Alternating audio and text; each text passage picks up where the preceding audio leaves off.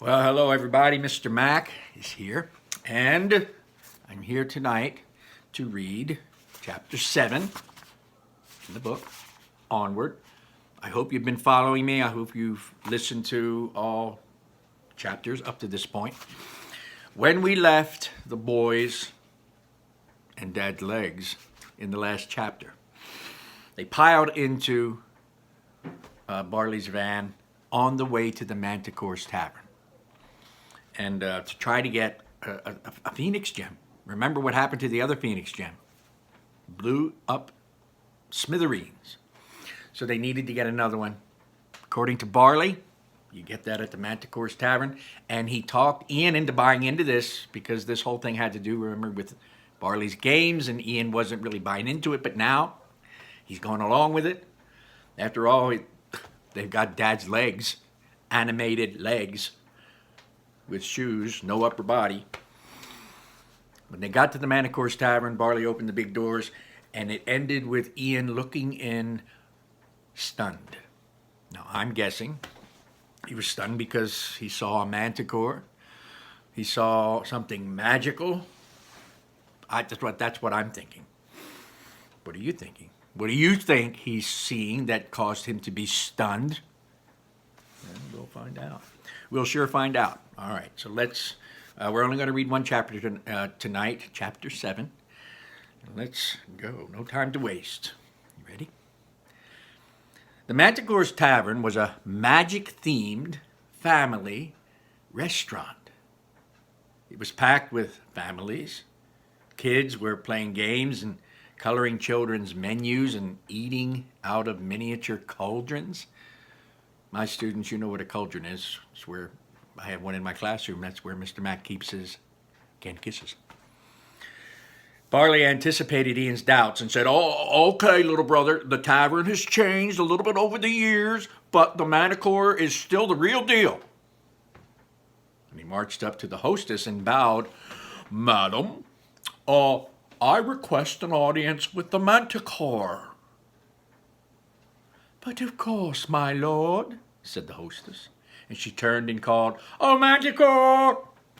Then she blew into some silly-looking plastic horn. "Popoingy!" And another employee, dressed in a large, adorable plush Manticore costume, like a big stuffed animal, like one of those big mascots, leapt over to them, and it let out a chuckle. "You?" And gave Ian a big hug. Barley then pushed the mascot out of the way, obviously irritated. "No, no, no. The real Manticore, the fearless adventurer." The mascot rubbed his giant eyes dramatically. "Not me. Fine. Oh, you mean Corey. She's over there," answered the hostess. The kitchen doors burst open and a frantic Manticore, the real Manticore, struggled as she balanced plates on her hands and her scorpion's tail. "Quick, somebody help me," she said. "These Griffin nuggets were supposed to go out minutes ago." Various servers came and grabbed plates from the Manticore to deliver to various tables. Ian stared at the Manticore, who was dressed in a restaurant uniform and wearing glasses. That's the Manticore? That's it? She wasn't what I had imagined at all. Barley got down on one knee and looked up at her with admiration and respect. Barley was infatuated. Barley was spellbound by the Manticore. "Oh, great and powerful Manticore," he said. "Whoa, sir. You're right in the hot zone there. Personal space, please," she said. Barley cautiously followed behind her, trying to get her attention. "Your fearlessness," he said. "My brother and I seek a map to the Phoenix gem." The Manticore hurried over to the podium by the front door, dug around on the shelf, and, well, you've come to the right place then," she said. "I have parchment you desire right here. Behold." And she handed them the children's menu, which said the Phoenix gem on top of it. So just like in the restaurant when you were a little kid, you got a different menu than your parents did, and most of the time the menus you could color in, well, that's what this was. Oh, this is a child's menu, Ian said. Huh, isn't it fun? They're all based on my old maps, she said. Oh, the great Manticore sends you on an adventure with the hero's blessing. And she stuffed a small package into Ian's hands. Here's some crayons, hon. That's very amusing, your dominance, but might we have the real map? Barley asked. The Manticore gestured to the wall of swords and shields and rolled up scrolls as she continued to hurry about. Oh, fine. Over there. Just go over there. Barley and Ian saw a plaque under one scroll that read Phoenix Gem.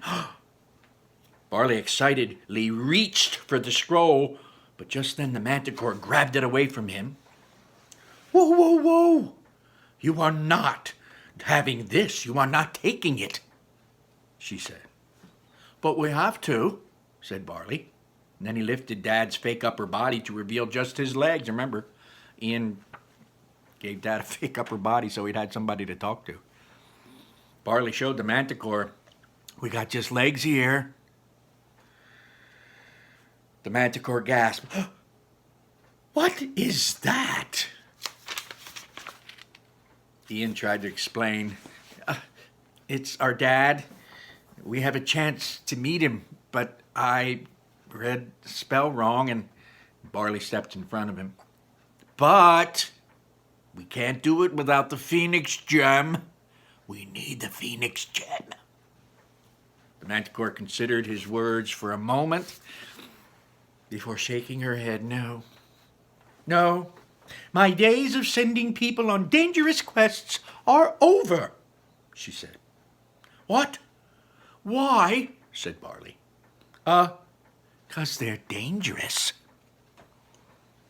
The hostess approached and told the Manticore that the karaoke machine was broken. They turned to see a group of angry bridesmaids who had been singing, and an irritated Cyclops in a veil standing on a small stage. The Manticore groaned in frustration, oh, and turned to the boys. Listen, I am sorry, but you're not getting this map. You're not getting it. And she rushed away to deal with the karaoke disaster. The boys followed after her, raced after her, and watched as she stepped in and sweetly said, Oh, ladies, don't worry. Your adventure will continue momentarily. Ian approached the Manticore, determined to get the map. Miss Mighty Manticore, ma'am, please. What are you doing? Barley said through gritted teeth. Kid, this is not a good time, said the Manticore. The deafening screech of feedback from the microphone pierced the dining room. I'm giving this place a 1-star review, shouted one of the bridesmaids. She wasn't very happy. Ma'am, please, Manticore, I have never met my dad, said Ian, still trying to reason with the Manticore. Look, hon, I'm sorry. But if you get hurt on one of my quests, guess who gets sued and loses her tavern? Me. I can't take that kind of risk now. If you'll just excuse me, I have important things to do. She tapped the microphone. Testing. Testing. Please, we need that map, said Ian. No, I'm not giving you the map, said the Manticore, and that's it. I'm done talking. As customers started noticing the commotion, the Manticore tried to hide her anger and force a smile. Ian stood up straight. Well, I'm not. Whoa, said Barley, shocked by his brother's boldness. The Manticore looked up, also surprised. Ian pointed to a portrait hanging on the wall. The Manticore looked fierce and heroic, wielding a giant sword in that picture. You say you can't risk losing this place? Said Ian. Look at that Manticore up there in that beautiful picture. She looks like she lived to take risks. She glanced at the painting and started gesturing wildly. That Manticore didn't have investors to look out for. She didn't have payroll to cover. She could just fly out of the door whenever she wanted to slay a magma beast or a tarantula monster. One of the angry bridesmaids walked up to the Manticore with her hands on her hips. "Are you gonna fix the machine or not?" "Yes, in a minute," shouted the Manticore. She turned back to Ian. "Okay. Maybe this place isn't as adventurous as it used to be. So it isn't exactly filled with the motley horde willing to risk life and limb for the mere taste of excitement." And she looked around, taking in the family-friendly scene. "But so what? Whoever said you have to take risks in life to have adventure? Whoever said it?" Ian pointed behind the Manticore. "Apparently you did," Ian said. The Manticore looked at the plaque above her portrait. It read, "You have to take risks in life to have an adventure." Signed, the Manticore. She was speechless. A server dressed as a rogue approached, holding up a platter of fried food. "Corey, table 32 said their mozzarella sticks are cold." The Manticore breathed fire on the platter, scorching the food. Terrified, the server scuttled away. I'd love to have that power, to be able to blow fire out of my face. "Oh, what have I done?" said the Manticore. "Well, it's not too late," said Ian. "I mean, you could just give us the map, please." "This place used to be dangerous," she continued, lost in her realization. The cuddly mascot stood behind the Manticore, dramatically imitating her. "Dangerous and wild," said the Manticore. "Wild," said the mascot. "I used to be dangerous and wild," said the Manticore. "Dangerous and wild," said the mascot. Suddenly enraged, the Manticore tackled the mascot, ripped off its giant plush head. She held it up and growled, "I'm living a lie! What have I become?" And she ignited the mascot's head with her fire breath. "Oh no," said Barley. The Manticore threw the smoldering head, and it landed on a table between two customers. "Everybody out! This tavern is closed for remodeling." With a deep breath, she spread her mighty wings and then let out a deafening roar. Well, that's the end of chapter 7. Now, I think that was a very involved chapter. Goodness gracious, all kinds of activity, all kinds of things going on. I feel really bad for Ian and Barley, especially for Ian. Barley was a bit older, may have a memory or two. He said he had 3 memories of his father, if you remember from the beginning. Poor Ian doesn't have any memories whatsoever. He was a baby.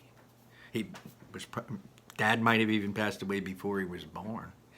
So, anyway, seems like they were able to get to the Manticore. And Manticore's becoming the beast that she always was, with the scorpion tail and the wings and the fire. So maybe she'll give them the map. I predict that she's going to give them the map, and they're going to be on their way. That's my prediction. What is your prediction? And I wonder, will she go with them? Wouldn't that be something? Maybe she'll give them the map and go with them on this quest, you know. A lot of times in stories, a quest begins with underdogs or characters who seem like they could barely pick up a feather. And yet they become heroes and find others along the way that go with them, sidekicks and friends and other heroes. So anyway, that's that for that. I hope you enjoyed it. I'll be reading chapter 8 in a day or two. Stay with me on this. After this book, we'll move on to something else. I haven't decided what that's going to be yet, but it'll be something. And today's Monday, the first day of all this awesome stuff that's going on with newsletters and online stuff. And I know Mrs. Treadwell and we had our first Zoom meeting this morning. It was quite awesome. Got to see so many of you and your faces. We've missed you desperately. So things are moving and things are shaking. And it's quite exciting. And this is quite exciting. It's all new. That's what makes it exciting. Take care. Stay clean. Stay in. Help each other out. Don't make your parents crazy. See you later. Let me turn this thing off. Bye.